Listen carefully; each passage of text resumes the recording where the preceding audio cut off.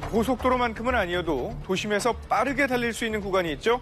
바로 자동차 전용 도로인데요. 이륜차나 자전거, 보행자의 통행이 금지돼 있는 이곳은 자동차만 다닐 수 있는 곳이죠. 자, 일반 도로보다 제한 속도가 높게 정해져 있는 자동차 전용 도로는 달리는 차량들의 속도가 빠른 만큼 아무래도 사고의 위험도 큽니다. 한번 사고가 났다면 대형 사고로 이어지는 자동차 전용 도로 사고, 이거 막을 수 있는 방법은 없을까요? 사고는 제2자유로에서 발생했습니다. 1차로로 주행하던 제보자가 방향지시등을 켜고 2차로로 차로를 변경하는 순간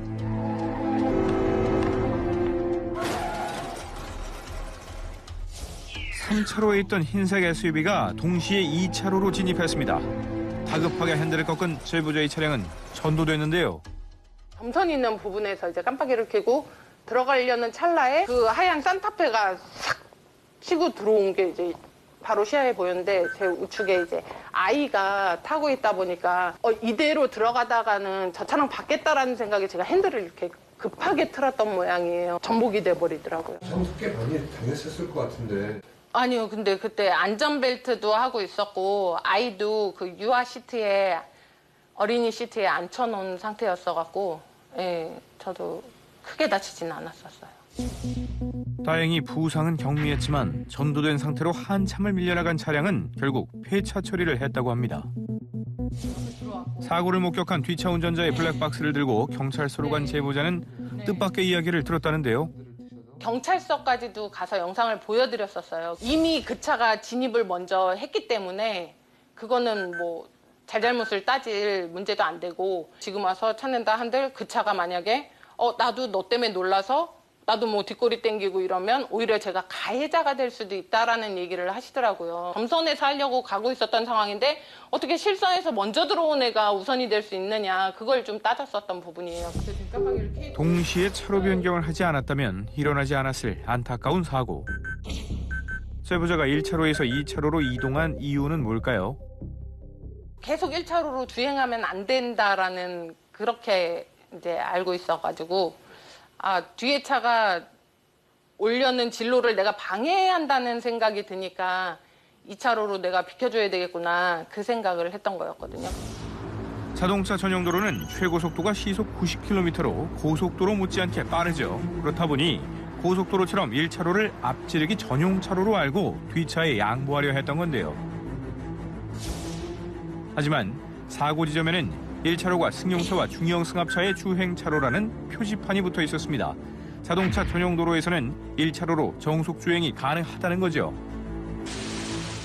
출퇴근 시간대, 특히 자동차 전용 도로에서는 불필요한 눈치 작전도 펼쳐집니다. 예전에는 그렇게까지 많이 정체가 그렇게 심하진 않았는데, 삼송이나 원흥 신원동에서 이제 택이 많이 생기면서 그쪽에서 차량들이 많이 나오다 보니까 정체 구간 때문에 좀 혼잡이 빚어지면서 사고가 났던 것 같아요.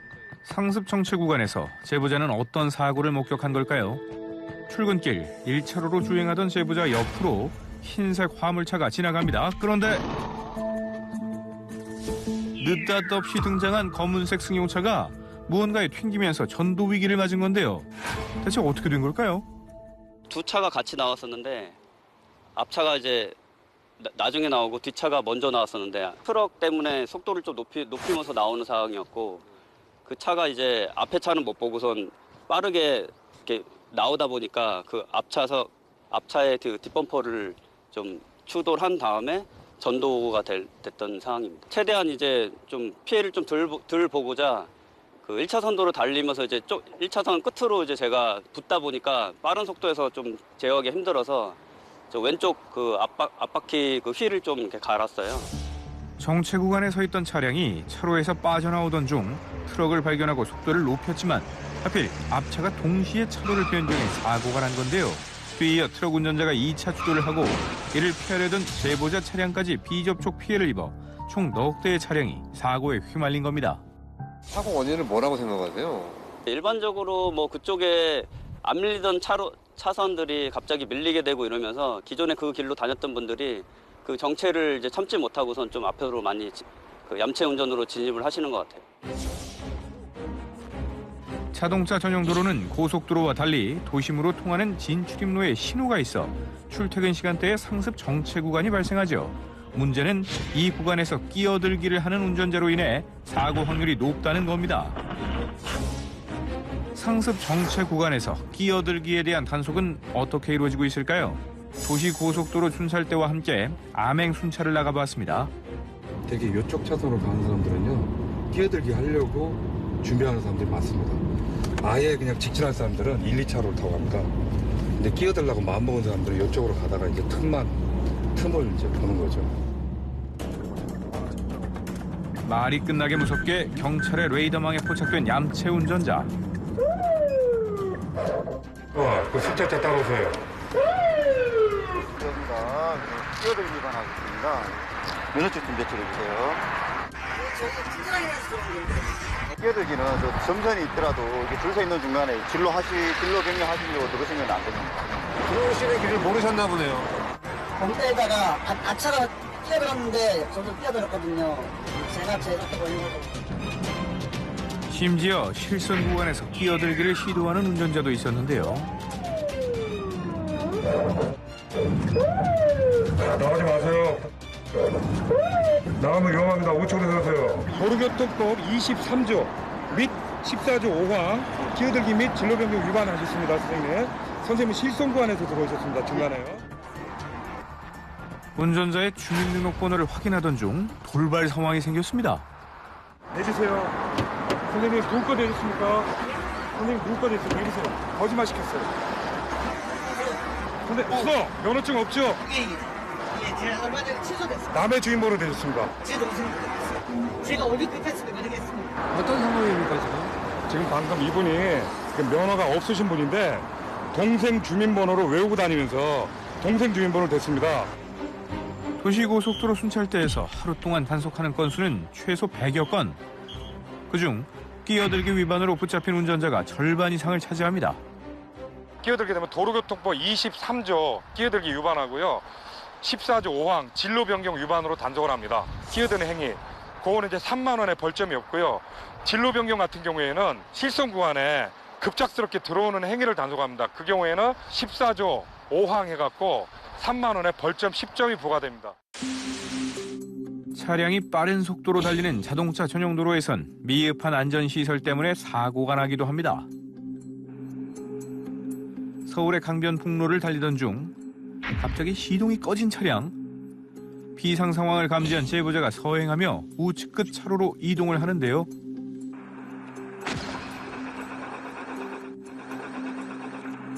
두어 차례 시동을 다시 걸어보지만 차가 말을 듣지 않습니다. 바로 그때 추돌 사고가 일어나고 말았습니다. 시동이 꺼졌는데 그나마 가던 속도가 있어서 최대한 비상깜빡이 켜고 우측 차선으로 붙인다고 저는 다른 차량에 방해를 덜 주기 위해서 최대한 붙인 거였는데 얼른 시동을 걸라고 했더니 시동이 다시 걸려서 10여 미터를 더 가다가 또 시동이 꺼져서 정차하고 또 시동 걸려고 하는 도중에 뒤에서 추돌을 한 거죠. 후방 영상을 보니 가해 차량은 택시였습니다. 택시기사가 추돌을 피하지 못한 이유는 뭘까요? 급브레이크를 밟았다든가 뭐 스피드 마크라든가 이런 게 없었던 걸로 알고 있고 브레이크 없이 그냥 자기 속도로 그냥 받았던 걸로 알고 있어요. 제가 보기엔 그때가 차가 별로 없던 시간대였고 한가한 시간대였거든요. 그러다 보니까 아무래도 전방주시 태만이 아니었을까. 사고 트라우마로 폐차를 고민 중이라는 제보자. 자동차 전용 도로에서 차가 갑자기 멈춘 이유가 궁금한데요. 그날이 굉장히 추웠던 날이었는데 수증기가 차 있어가지고 연료 필터 문제라고 그래서 연료 필터를 교체를 했더니 뭐 아무 문제 없었습니다. 주행 중에 고장난 차량과 뒤에서 추돌한 택시의 과실은 각각 어떻게 될까요?